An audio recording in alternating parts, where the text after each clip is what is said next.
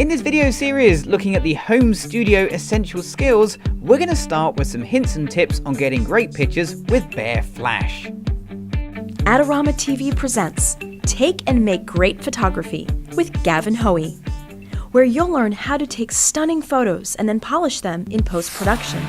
Hello, I'm Gavin Hoey and you're watching Adorama TV, brought to you by Adorama, the camera store that has everything for us photographers. And in this video, we're going to have a look at home studio essentials, beginning with the most basic sort of lighting you can get.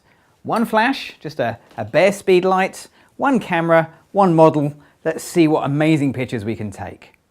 So for our first setup, we need a model, and I've got one. Here we go. This is the lovely Freya. She's going to be modeling for us today, and we're going to start with about as basic as it gets. One flash just pointing straight at the subject. First thing I need to do is figure out the exposure. So I'm using my little flash meter here, and I'm just going to pop this underneath your chin, pointing back at the flash, and that tells me a flash exposure of f10. Now we could tweak the lights to get an exposure that is higher or lower, but f10, that's absolutely fine. So I'm going to choose f10. I'm on 160th of a second shutter speed, ISO 100. Let's take a shot. Okay, here we go. And just turn your shoulders a little towards the light for me and look back at me. Perfect. Okay, so we get a picture that is correctly exposed, but that shadow. The shadow in the background is very unflattering. You see, these bare flashes produce what's known as hard light, and you can see that by seeing the shadow behind that has a very defined edge. Now we can do much better than this, and it's really simple. All we need to do is stop pointing the flash directly at Freya and point it at the roof. We've got a lovely white roof here, and it's not very high being a home studio, so I can bounce the light directly off the roof. Okay, so let's just pop this underneath and take a meter reading. And I'm getting a meter reading of f4.5. I'd like it to be a little bit more than that, so let's just increase the power of my flash, and I can do that remotely here. So let's go for around about a stop more or thereabouts. We'll take a test picture, and I'm up to f8.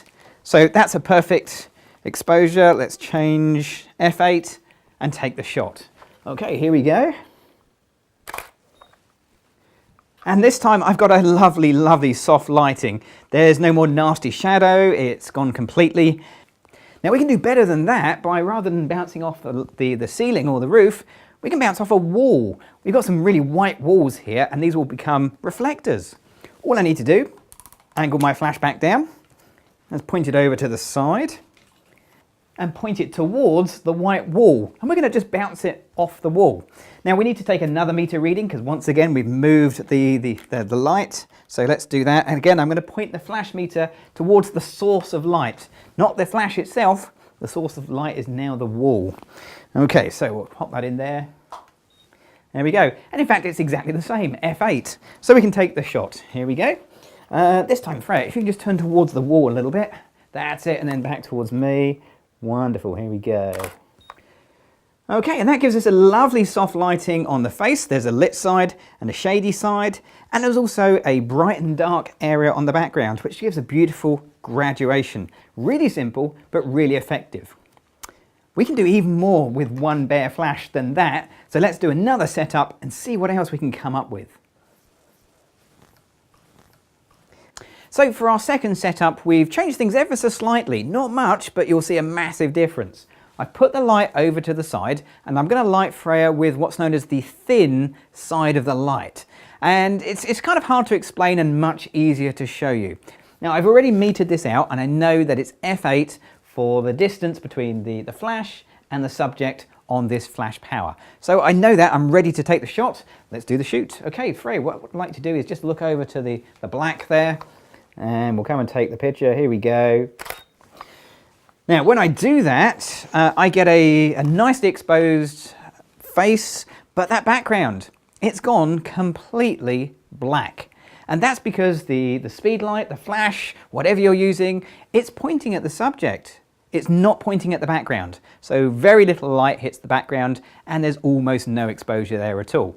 So what if you don't want a black background, but you actually want some detail in there? Well, you can do that really easy. All you need to do is ask your model to get closer to the background. So Freya, if you'd like to go and stand right up against the background.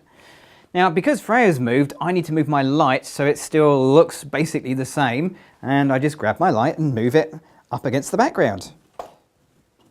There we go. And we'll make sure it's pointing in the right direction.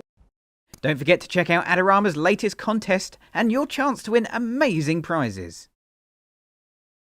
Okay, so the light's moved, but the distance between the light and the subject, that's still basically exactly the same. So my exposure is exactly the same, still f8. Okay, let's take the shot. So again, if you can look just past the light for me, don't look at the light because it can be quite uncomfy. Okay, and this time we get a great shot. Let's do that again. We'll go for a close-up as well, where we have lovely lighting on Freya's face, but the only thing that concerns me now is the background. It's a little bit too bright for my personal taste. In fact, I think it's almost as bright as the face. So I want it not black, but not that bright either. I want a background somewhere in the middle. How do we do that? Well, we get our subject to stand somewhere in the middle. So Freya, if you want to just come and stand roughly in the center for me, that's perfect. Again, I've moved the model, I need to move the light. But once again, because I'm moving the light, but keeping the distance between the light and the model basically the same, I don't need to change my exposure. Okay, so we'll go again. So again, just look past the light for me. Brilliant, here we go. And this time we've got a great shot. We've got something in the background. It's not black, but it's not overpoweringly bright either. But we still have that nice thin edge of light that's lighting our model. Now that's the basic idea, and what I'm going to do now is take that basic idea and just push it a little bit further by doing a mini studio session. So we're going to change things around a little bit here, but we're going to keep the lighting basically the same, and let's see what amazing pictures we can come up with. Okay, let's do it.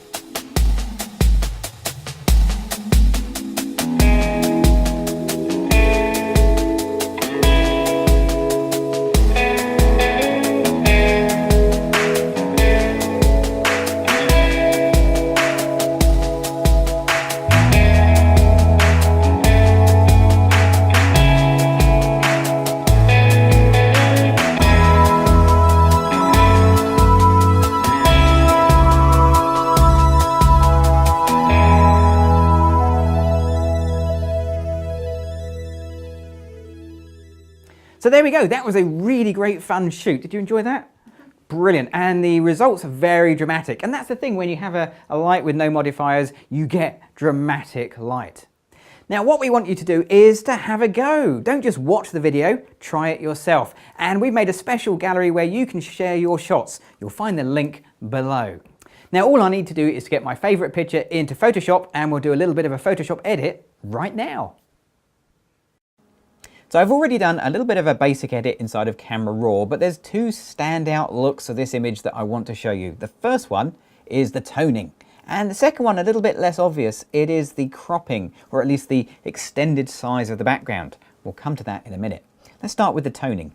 So inside of Adobe Camera Raw, I'm going to find the split toning option, and then I'm going to target just the shadows because it is mostly a low-key image. And I'll start with the saturation. And it's an odd thing to begin with, but you have to start with some saturation before you see any changes to the hue slider.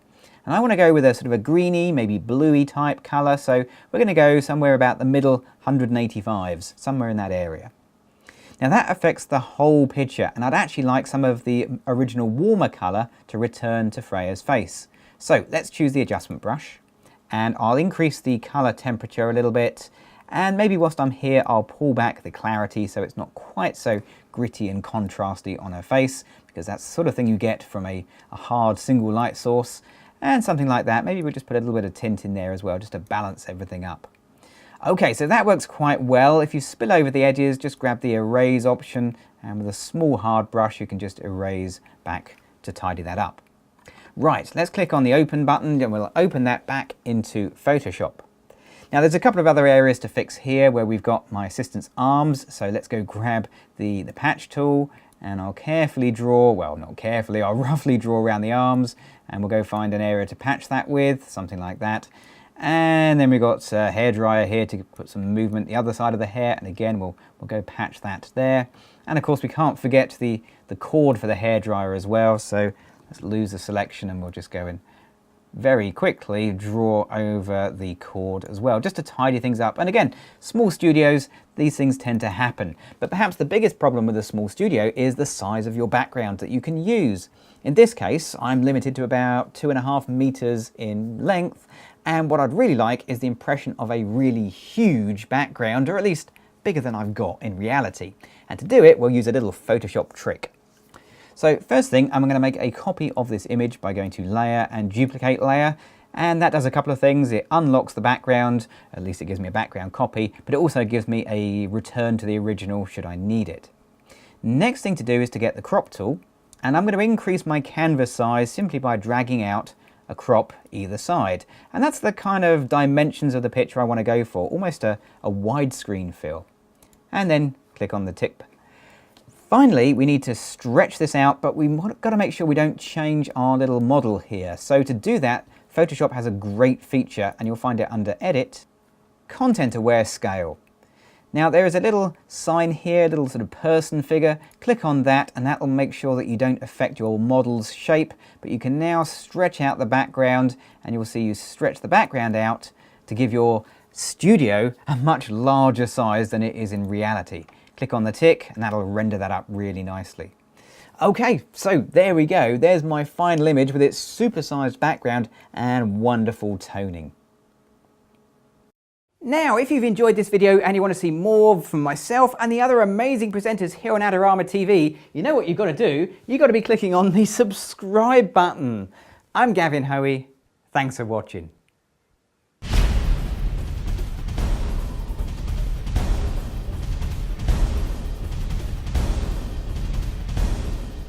Do you want great looking prints at low cost? Be sure to visit our easy to use online printing service. Adorama Pix has professionals who treat your images with the utmost care that you can count on. For a quick turnaround on photos, cards, or albums, use AdoramaPix.com.